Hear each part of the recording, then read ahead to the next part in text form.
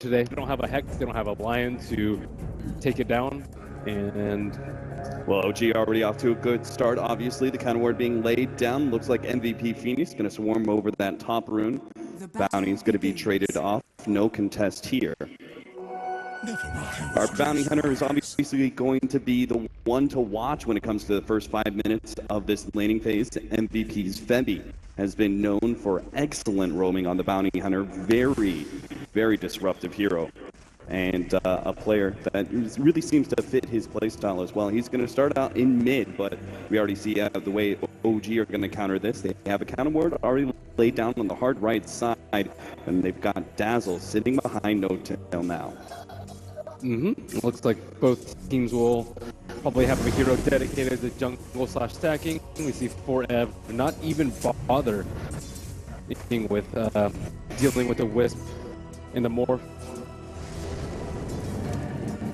The top lane looks like Moon may actually be a little bit caught out here. It's going to take a lot of damage from the spin. Down, they're going to go for the full-on dive. Just bring him low enough that he's scared to come forward. Trying to put some pressure on the Beastmaster. One of the heroes that seems to be the most problematic in the tournament, as a Beastmaster seems to always be able to get decent off-lane farm and even better jungle farm at times. And their heroes definitely scream aggression. Even the item build coming out from Juggermaut. Roots first on MP to try and get that first kill. Febby still maintaining his place here in the mid lane after he managed to take away the enemy's counter board. They're going to get some damage onto QO though, and the boar actually rotating across it as well for just that extra hit. QO still up in CS a decent amount. Meanwhile, the Axe, this is something that OG do really need to be concerned about. The fact that they have these two defensive supports for Rev. We've already seen the power of this Iron Talon first Axe and the way you're able to use Battle Hunger to stack up. This is an Axe that manages to get level 6 by like 5 minutes sometimes. It's going to be really devastating once that first smoke comes out. I don't know who he really kills though. It's pretty difficult to jump the DK. I suppose not so much when you have the Ember Spirit. Moonmeander has completely abandoned his off-lane now. Something that he's moaned quite a lot about is the Iron Talon gaming that's currently happening in the off-lane, and it seems like he wanted to try and make it work in the off-lane, but unfortunately is going to be forced back to the jungle with only that Quelling Blade for now. Jump in on mid lane, they're going to get some more damage on a QO. Back to tier 1 tower he goes.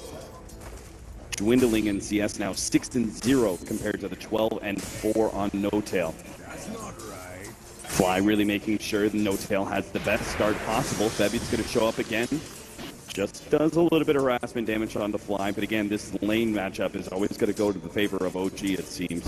Two melee heroes cannot deal with the Shadow Wave. If they get too aggressive, they can just eat a full heal bomb if they're close to the creeps, and there's not really a way around that. Do you think the trade-off is worth it for MVP Phoenix, the fact that they're going to have a faster jungler in the Axe for now, but will have a slowed down QO Ember Spirit in mid? As long as they pick up track kills, it's fine. And they're getting okay levels on Bounty Hunter. Ideally, though, you don't want to split the experience with QO. You want someone down there to soak up XP. And for both teams backing out to their safe lanes and continue to farm away. Yesterday, I was talking to one of the Chinese cats. They called Swindles the American ROTK. Oh, I bet you enjoyed that one quite a bit, didn't you? Yeah, we need Jack to tell us the gossip on the Chinese scene. Still trying to do this sort of dual lane scenario against QO. Probably the most explosive player. Oh, and Forev in some serious trouble. Miracle doesn't have a waveform for another 3 more seconds. It looks like Forev does have the movement speed to get out. The Battle Hunger keeping Miracle slowed down just enough that he can catch him with a second waveform. Meanwhile, QO is playing a rather dangerous game. Is going to come forward, tries to go on Fly. Is low enough, another right click, almost finishes him off, but they still manage to get the kill on the Dazzle. The Boars, though, get the kill for Moon instead. Not worth the trade-off. As MVP Phoenix rather easily still rotate to bottom lane and defend as QO tries to go for the push. So they need more items on QO. They also need to be wary of the Beastmaster smoke ganks and to relocate. He is their best setup. Dragon Knight is far too clunky of a hero to set up for relocate ganks. until he has Shadow Blade or Blink, which is often eschewed for the armlet like we've seen most games. Right. That was supposed to be the bit of an advantage that MVP Phoenix were going to have, right? Between QO being this easy jumping hero and the Axe supposed to be picking up a relatively fast Blink Dagger, there should have been a time period around 15, 18 minutes where MVP Phoenix would have been the ones determining the starts of all the fights because of their initiation. But now with this early farm, it seems like OG may actually be able to get their initiating items on a relatively quick pace. MVP Phoenix, smart though, they're going to be able to spot out Grid. Will be able to get their first track kill of the game rather easily. Turns back towards Miracle, who's already got a replicate out, so he can jump over to that one. The call is going to lead the way though. They are going to get a lot of damage onto Miracle. He's ready to jump out in a second and should be able to escape. Meanwhile, the rest of OG using that time where MVP Phoenix were trying to go on Miracle to push down the tier 2 at top lane. And Miracle doesn't have any items right now, but he is nigh impossible for MVP to kill. Track move speed simply not going to be enough, just lacking any sort of damage. I think they only got like 500 damage on him at that point, and he salved up, he's back to full HP. And OG going to keep going, forcing the TPs out from MVP Phoenix. QO is going to be the first one, actually gets burned out of mana there from the Necronomicon, and can't continue to fight even as the rest of his allies start coming in. And P just takes a consolation prize in the little Necronomicon warrior. But in a Vanguard, he's really committing to the fighting build. He's going to fall way behind Morphling with this build, I think. Yeah, he really is, especially since, I mean, it's 13.5 minutes. We've only seen 9 kills so far.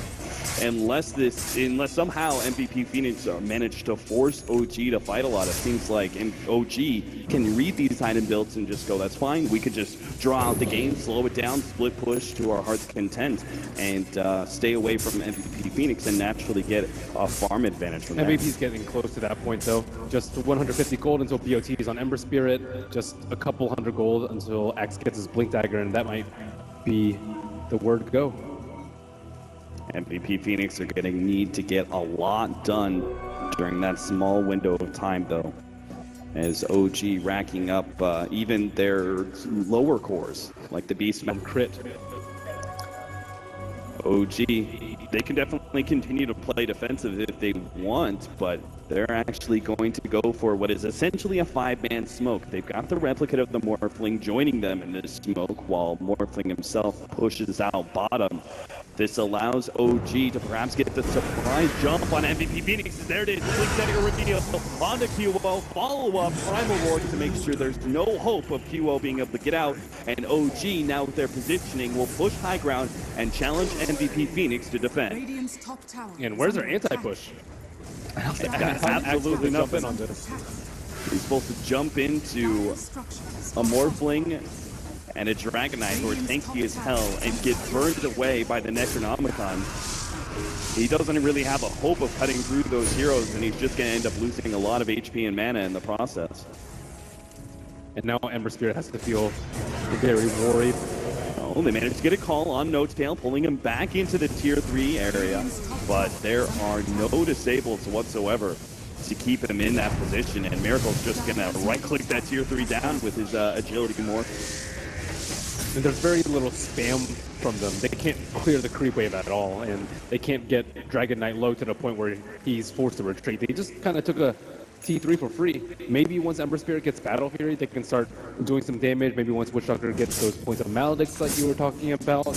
But as of right now, MVP just far too weak.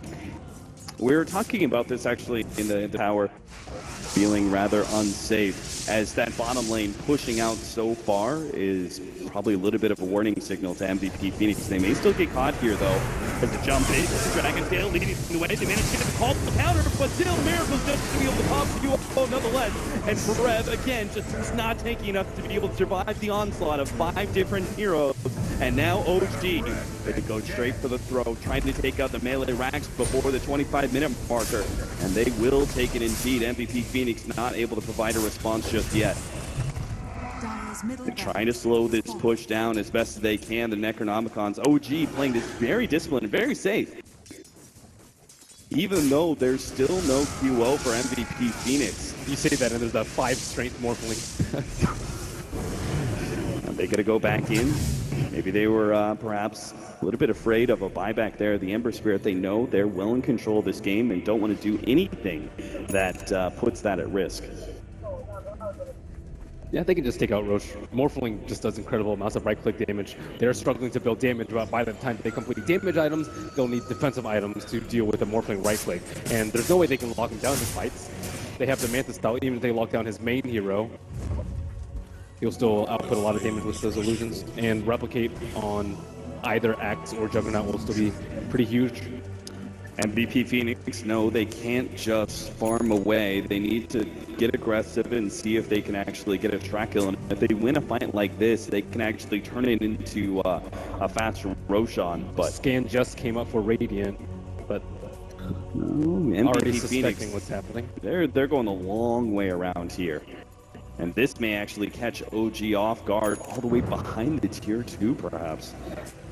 They back away, and QO gives up all chase. He's going to head out to bottom lane. And Miracle reveals that the Ember Spirit was just here, leaving a remnant behind. And I don't think that ward's going to last long. Very Certainly common not. move. Smoke into the opponent jungle, try and ward it up, and get a pick later. Moon. Quick Iron Talon takes that vision away from MVP Phoenix, and they're left with nothing on the map. And I know right now that vision isn't actually a problem, as OG don't have any aggressive wards up, but if they did, there was just no opportunity for MVP Phoenix to actually ever force a fight like they want to. They don't have any gold to play around with. Yeah. Which normally isn't an issue for Bounty Hunter. There's the blade mail for the Axe.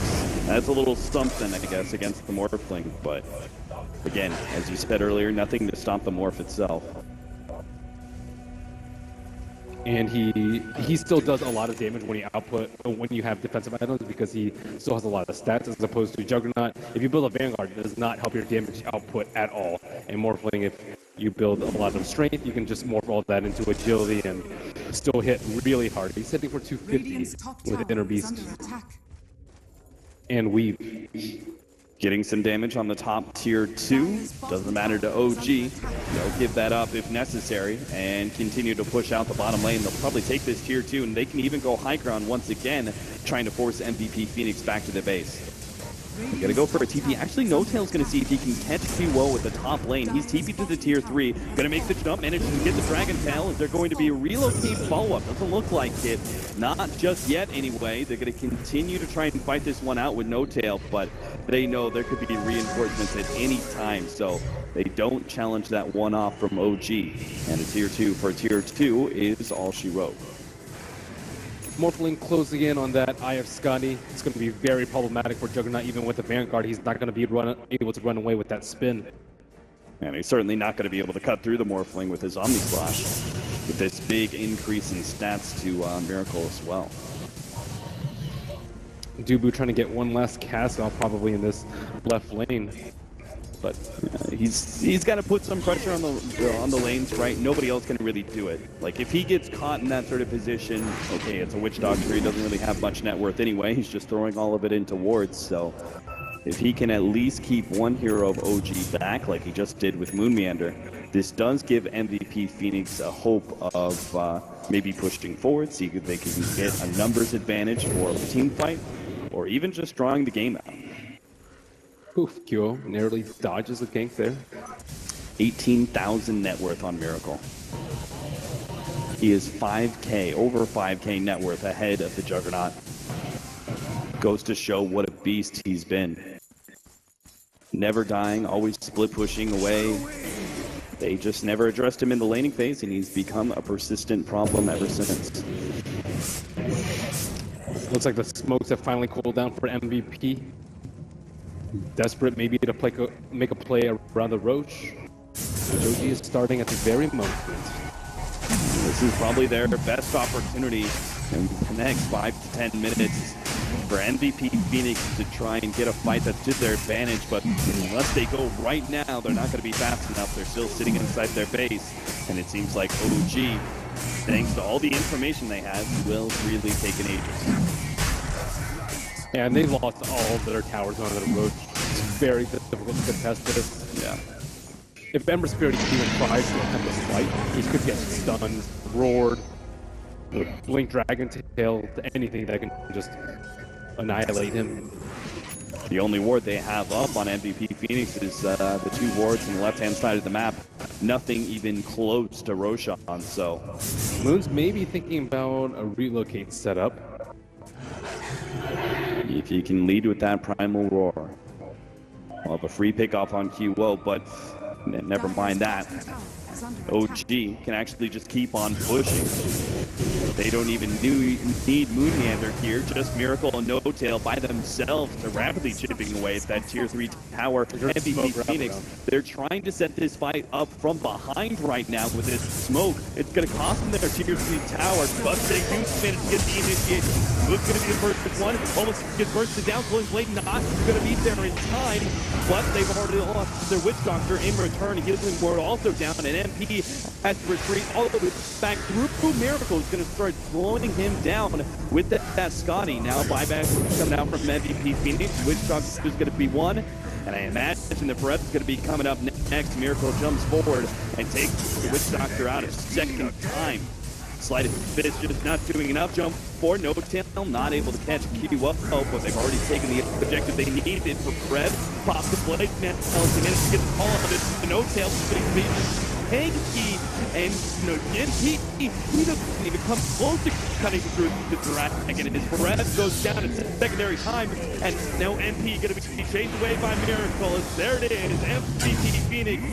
They probably knew it for the last 10 minutes, but this is very clearly GG in game 1. Rampage denied. Just an ultra kill for Miracle. But putting in some work with that Morphling, but it was all set up by the space grid and just overall strategy of the laning phase by